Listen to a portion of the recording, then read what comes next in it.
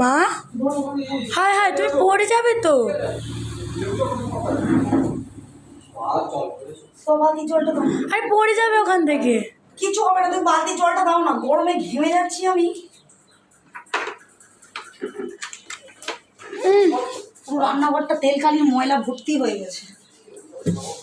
বাবা, তুমি আজকে এত পরিষ্কার করছো কেন গো? পরিষ্কার সবসময় করতে হয় রান্নাঘর। আজকে কি কালকে কি লোক আসবে নাকি? নিজের ঘর নিজের পরিষ্কার করতে হবে না?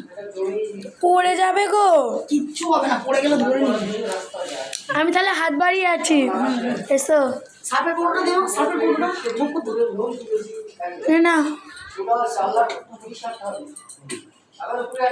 ওখান থেকে পড়ে গেলে একবার হয়ে গেল। গেলে হাত পা ভাঙবে আর